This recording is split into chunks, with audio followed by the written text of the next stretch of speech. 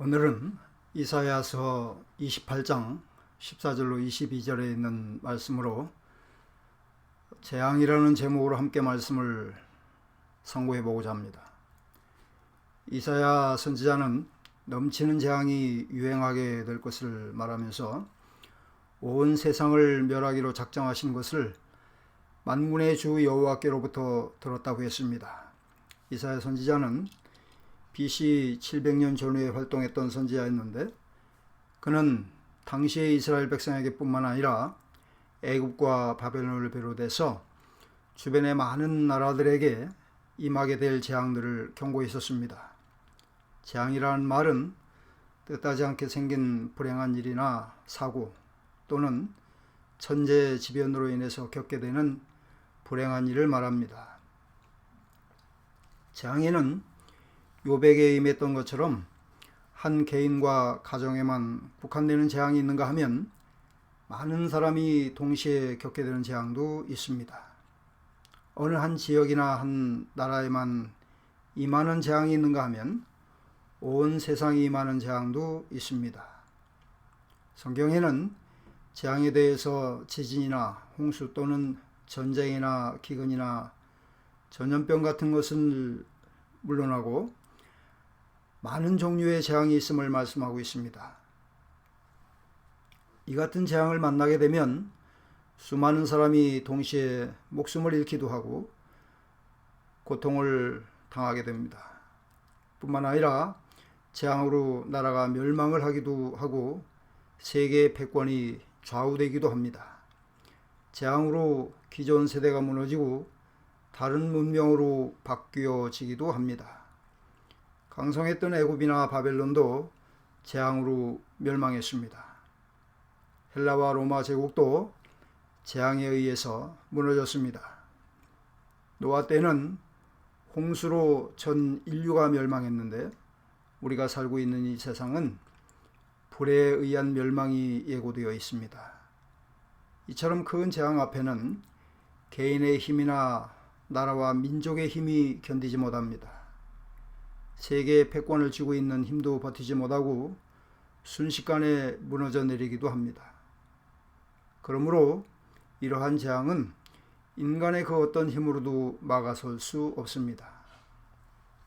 성경에는 이와 같이 크고 작은 재앙들이 오래전부터 있어 왔음을 말씀하고 있는데 이러한 재앙은 우리가 살고 있는 이 세대에도 있습니다.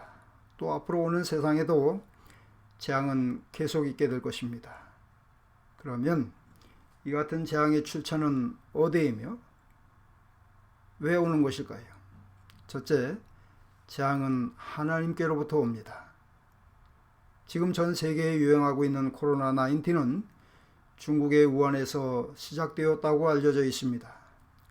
그래서 어떤 사람들은 중국 사람을 혐오하기도 하고 병을 옮긴 데 대한 책임을 져야 한다고 말하기도 합니다. 질병의 초기 발생이나 확산성을 은폐하고 사실을 정확하게 알리지 않은 것에 대해서는 잘못을 말할 수 있을 것입니다. 그래서 이 같은 주장에 공감하는 사람들도 많이 있습니다. 그렇지만 인간의 모든 일을 주관하시는 하나님의 절대 주권을 믿고 성경을 하나님의 말씀으로 믿는 사람들은 책임 소재에 관한 이러한 주장들에 대해서 동의하기가 쉽지 않습니다. 왜냐하면 성경에는 사람의 몸에 병이 들게 하시는 분이 하나님이시라고 하셨기 때문입니다.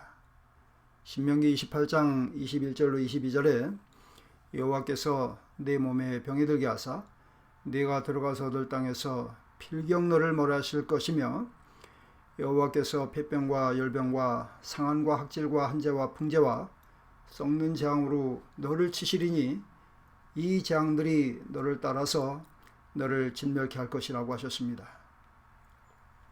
또한 신명기 28장 27절 28절에는 애굽의 종기와 치질과 괴혈병과 괴창으로 너를 치신다고 하셨고 미침과 눈먼과 경심증으로 너를 치신다고 하셨습니다.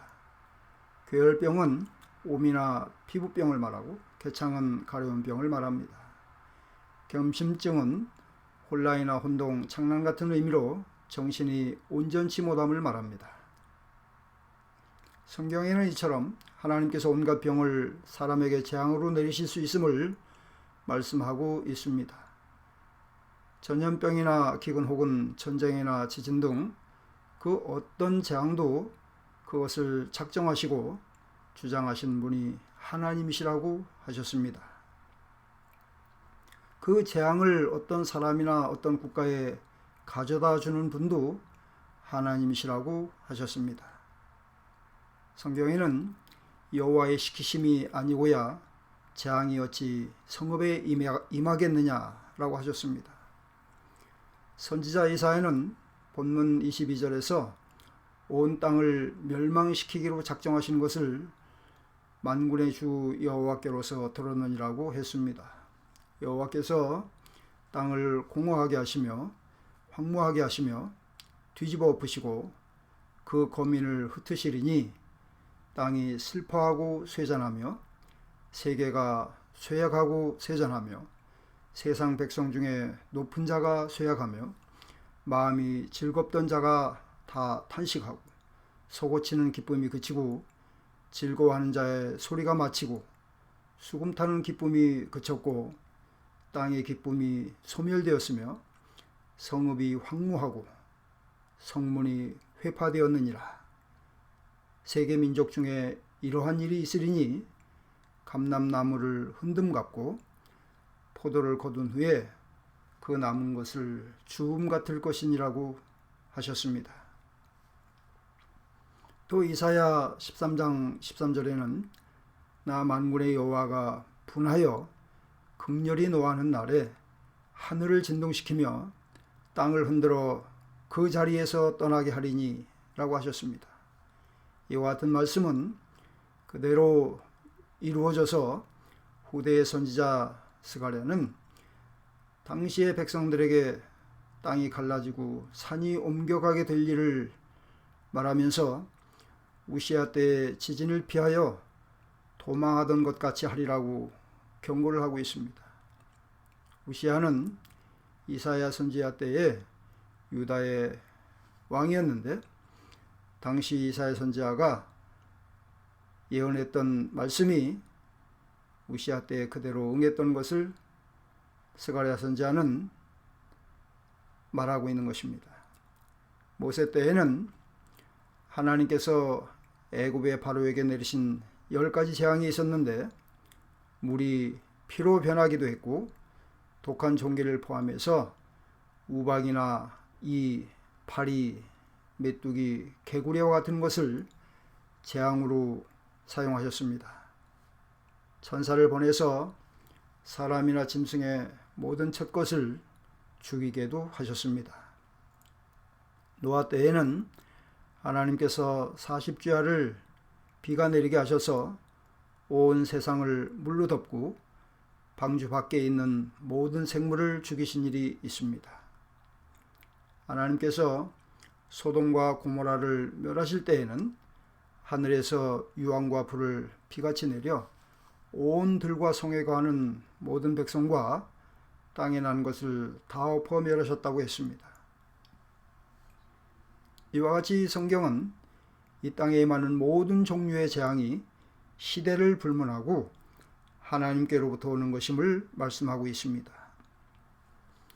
둘째, 재앙은 사람을 인해서 옵니다. 성경에 말씀하신 재앙은 사람 때문에 옵니다. 그러면 왜 사람 때문에 재앙이 오게 되는 것일까요? 그것은 인간의 죄 때문입니다. 하나님 앞에서 사람 이외에는 이 땅의 그 어떤 피조물도 하나님을 진노하시게 한 적이 없습니다. 사람 외에 그 어떤 피조물도 재앙의 원인이 된 적이 없습니다.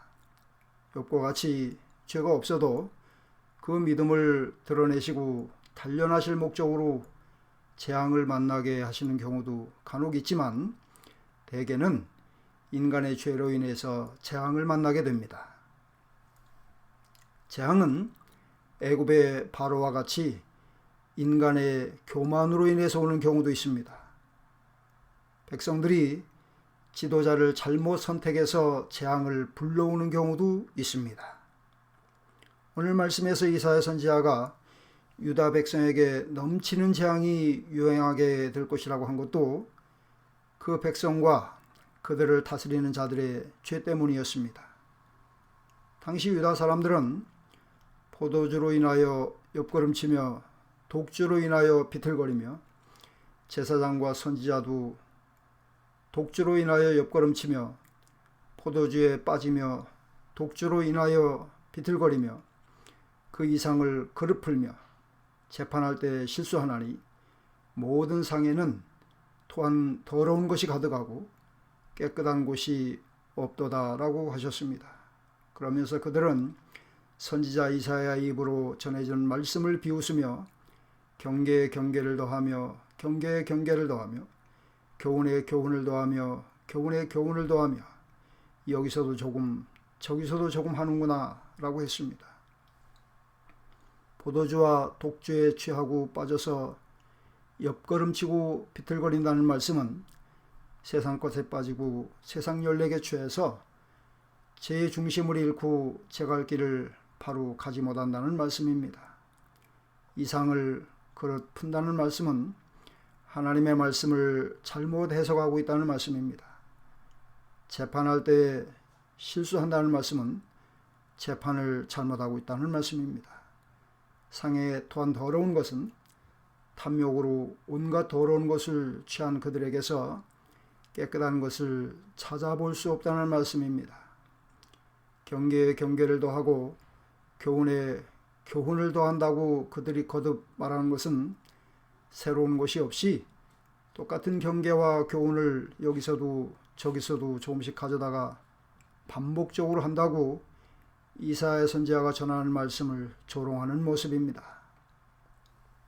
그 사람들은 경계와 교훈의 말씀을 반복해서 들으면서도 그 말씀에 귀를 기울이지 않는 자신들을 돌아보고 회개했어야 옳았습니다. 그러나 그들은 선지자가 자신들을 위해서 계속 전해주는 경계와 교훈의 말씀을 비웃었습니다. 그러므로 본문 14절에는 백성을 치려하는 경만한 자여 여호와의 말씀을 들을지어다 라고 했습니다. 경만한 자는 비웃는 자라는 말씀입니다. 15절에 또한 그들은 말하기를 우리는 사망과 언약하였고 음부와 맹약하였은즉 넘치는 재앙이 유행할지라도 우리에게 미치지 못하리니 라고 했는데 이것은 그들의 마음이 얼마나 굳어있고 강팍해져 있는지를 보여주는 말씀입니다. 유다의 지도자들은 이처럼 심령이 어두워지고 마비되어 있었기 때문에 재앙에 대한 경고의 말씀을 비웃었습니다. 그러므로 18절에 하나님께서 그들을 향하여 말씀하시기를 넘치는 재앙이 유행할 때에 너희가 그것에게 밟힘을 당할 것이라 하시고 19절 말씀에서는 그것이 유행할 때마다 너희를 잡을 것이라고 하셨습니다.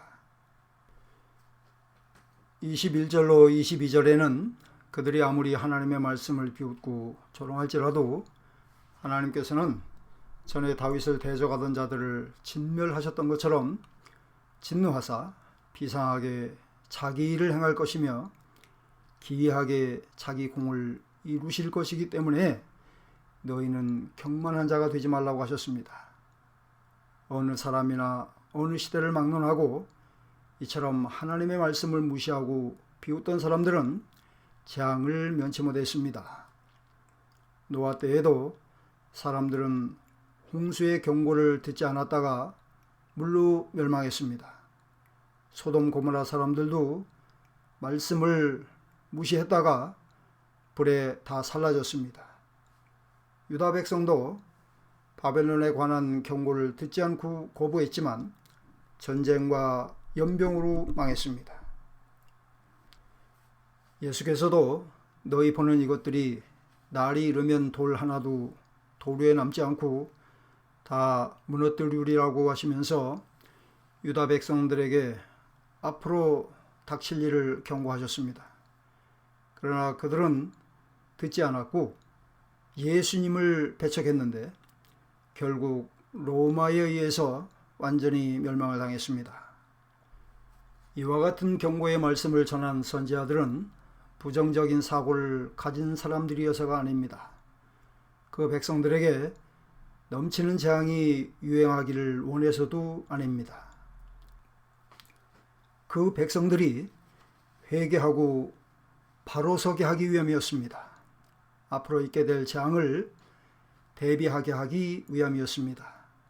재앙으로부터 해를 입지 않게 하기 위함이었습니다. 왜냐하면 그들의 경고는 헛된 말이 아니라 반드시 임하게 될 일이었기 때문입니다. 1.1획도 땅에 떨어지지 않고 이루어질 하나님의 말씀이었기 때문입니다. 사는 길로 인도하는 살아있는 말씀이었기 때문입니다. 영원토록 변함없는 참 사랑의 말씀이었기 때문입니다. 그러므로 선지자의 입에서 나온 이러한 경고의 말씀은 두렵고 떨림으로 받고 애통하며 회개해야 할 말씀이지 비웃거나 조롱해야 하는 말씀이 아닙니다. 셋째, 재앙은 예고하고 옵니다. 성경에 주 여호와께서는 자기의 비밀을 그 종 선지자들에게 보이지 아니하시고는 결코 행하심이 없으리라고 했습니다.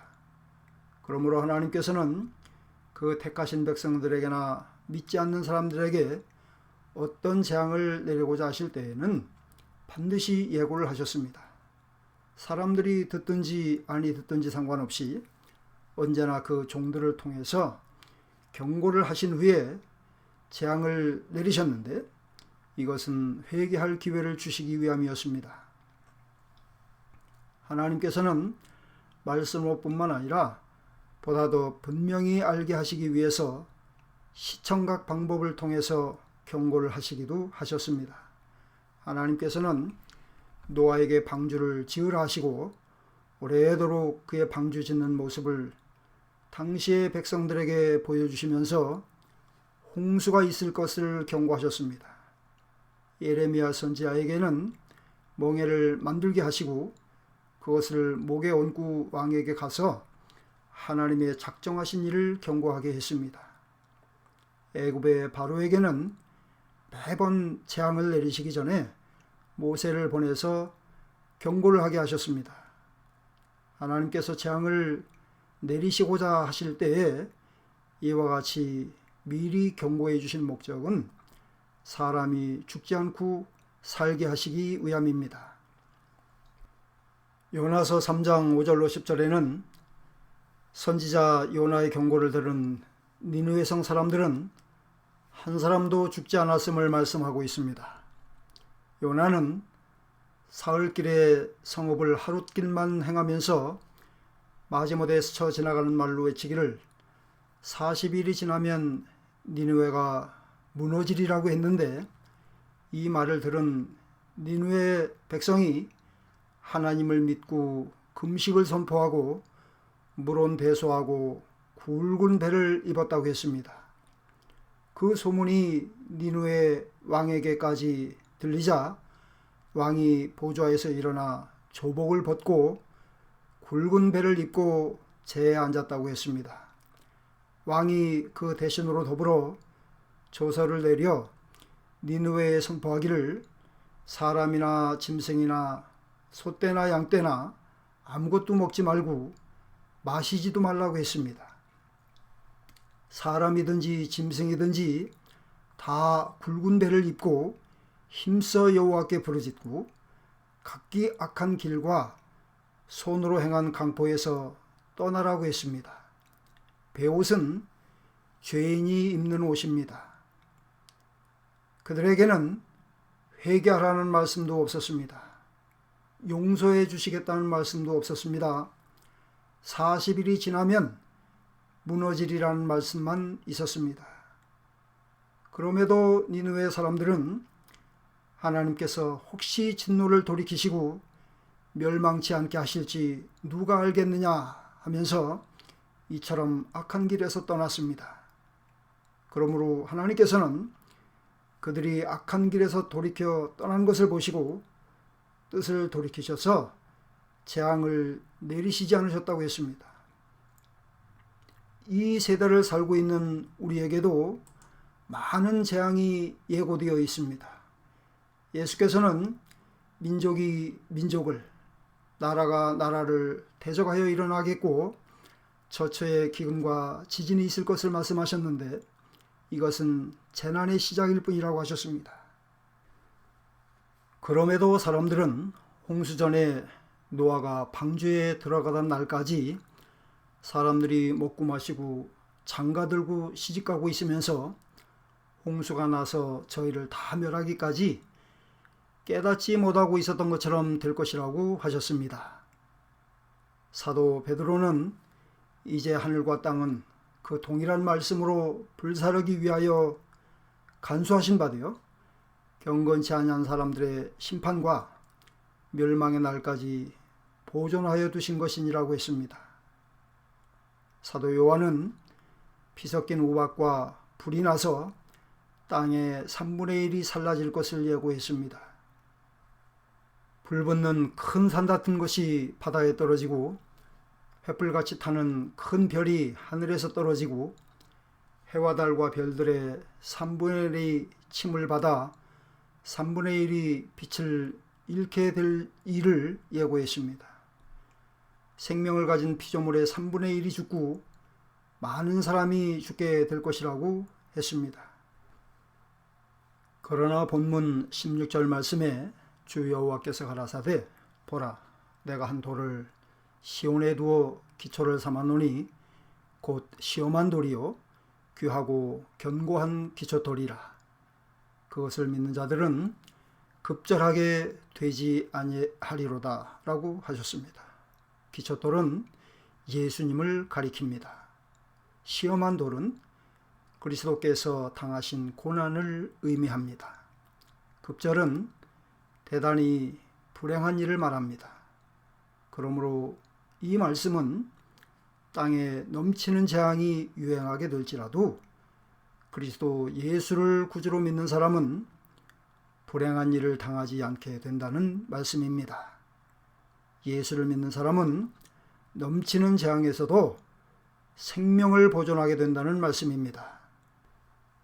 왜냐하면 예수님은 우리의 죄를 지고 십자가에서 죽으시고 부활하심으로 영생의 기초돌이 되셨기 때문입니다.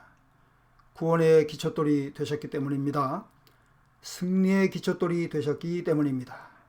믿음의 기초돌이 되셨기 때문입니다. 교회의 기초돌이 되셨기 때문입니다.